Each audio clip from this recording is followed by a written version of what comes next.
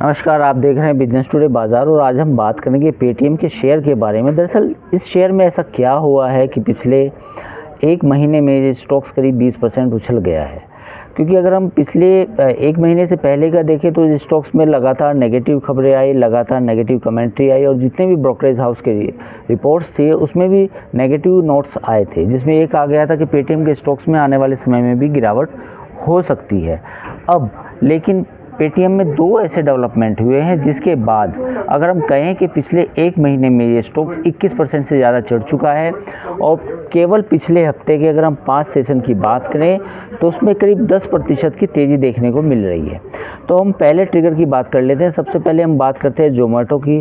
जोमेटो में कंफर्म किया है कि कंपनी ने पेटीएम के साथ मूवीज़ और टिकटिंग कारोबार का अधिग्रहण करेगी और एक अलग से फाइलिंग में पेटीएम ने भी इस खबर की पुष्टि की है, लेकिन पेटीएम ने किसी का नाम नहीं लिया है। केवल इतना कहा है कि मूवीज़ और टिकटिंग कारोबार की जो बिक्री है उस पर विचार किया जा रहा है।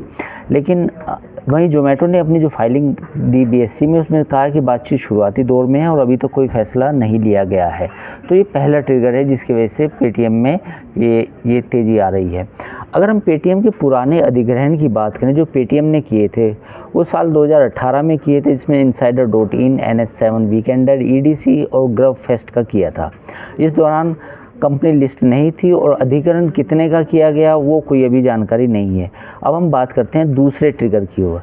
इसके अलावा खबर ये है कि BNP परिवार फाइनेंशियल मार्केट ने करीब पेटीएम के 5.85 लाख शेयर 428 रुपये के भाव पर ख़रीदे हैं और इस शुक्रवार को ये ब्लॉक डील हुई थी और इस डील में जो वैल्यू है करीब 25 करोड़ रुपए है।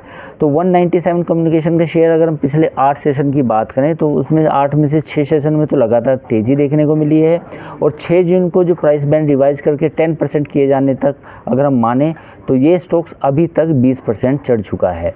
अब हम इसकी कवरेज के बारे में बात कर लेते हैं, ब्रोकरेज हाउस का क्या कहना है।